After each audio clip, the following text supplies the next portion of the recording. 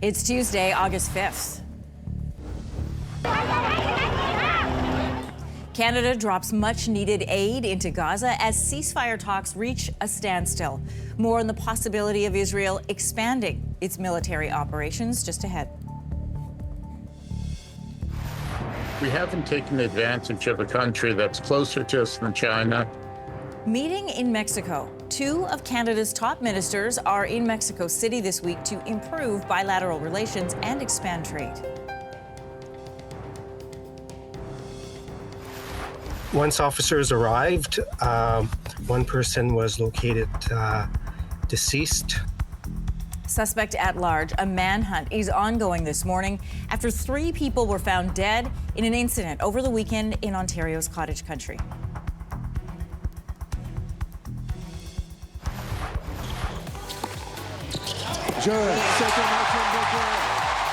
Definitely something to cheer about. Victoria Mboko's star keeps rising at the National Bank Open, with the Toronto team booking herself a spot in the semifinals tomorrow. Stay with us, Canada. Your morning starts right now.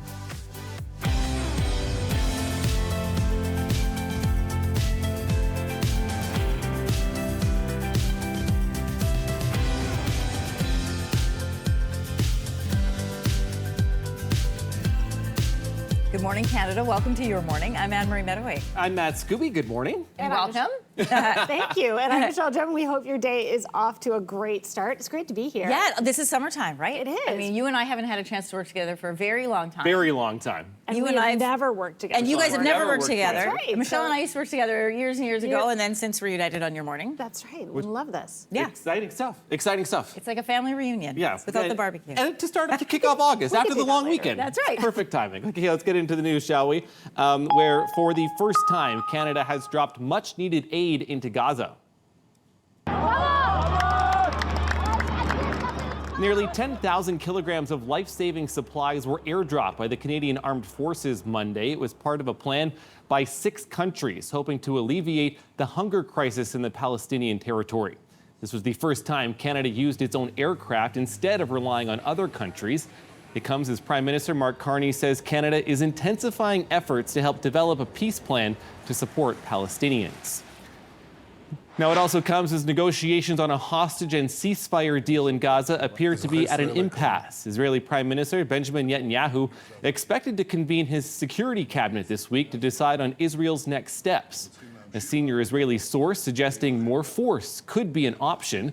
Hamas is demanding that humanitarian situation be addressed before it returns to talks. Well, Finance Minister François-Philippe Champagne and Foreign Affairs Minister Anita Anand are off to Mexico City this week for talks on trade and bilateral relations. When we talk to Mexico, when we talk to their embassies in Canada, they are very eager to reset the relationship. They will meet with Mexican President Claudia Sheinbaum over the 2-day visit. Mexico has been deemed a priority market by Export Development Canada. Mexico is Canada's 3rd largest trading partner, but only accounted for 1% of Canadian exports last year. Meanwhile, Carney is expected to talk with U.S. President Donald Trump in the coming days after he hit Canada with new tariffs late last week. Officials have described recent meetings with American officials as, quote, cordial and constructive. Carney will also make an announcement later today at a lumber facility in West Kelowna. Well, more people have been forced to leave their homes as wildfires continue to burn in parts of the country. In BC, the Wesley Ridge wildfire on Vancouver Island is now estimated to be more than 500 hectares in size. More than 400 people have been forced from their homes, and it's unclear when they'll be able to return. Officials say the fire is burning out of control in steep and inaccessible terrain. The goal now, to stop the fire from spreading towards Highway 4, keeping the road open and safe for travel. A First Nation west of Thompson, Manitoba issued an evacuation order this week due to nearby wildfires as well. Manitoba remains one of the hardest hit provinces with more than 150 active fires. Wildfire crews identified several new fire starts at the beginning of the week, possibly due to lightning in the area. One of those fires is now being described as extreme, spanning over 40 kilometers.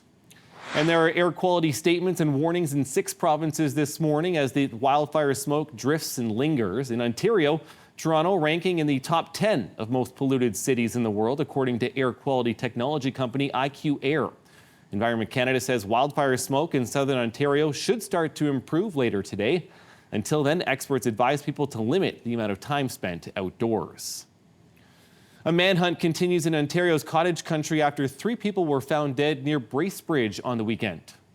A shelter in place was put in effect until approximately 1:45 a.m. that morning. Since then, Mitchell Gray, 29 years old of Bracebridge, is now wanted for murder.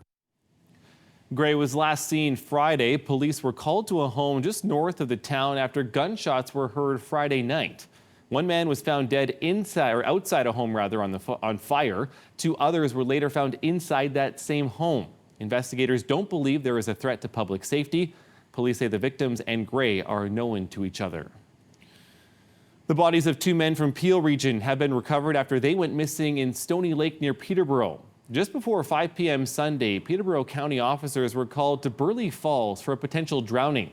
2 people were swimming in the area when one of them fell in from the shoreline and appeared to be in distress. Others went into the water to help, resulting in a second person going missing.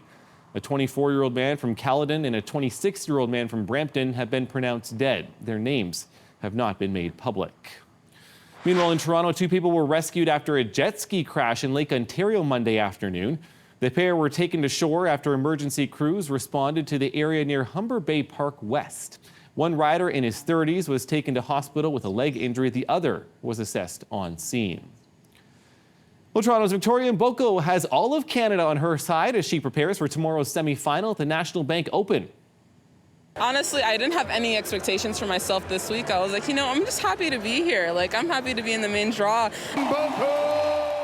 The 18-year-old quickly becoming a household name, especially here in Canada, beating #1 seed Coco Gauff in straight sets on Saturday and then defeating Jessica Bouzas-Monero in the quarterfinals yesterday. Mboko started the tournament ranked 333rd in the world, but she'll be safely inside the top 100 after this tournament. Tomorrow's test is a tough one. She's going to take on multiple Grand Slam winner Elena Rybakina. And what a splash, Toronto teen Summer McIntosh, now the 2nd woman in history to win 4 gold medals at a single aquatics championship and the 3rd swimmer ever to win 5 individual medals. It's the most impressive showing of any Canadian woman athlete.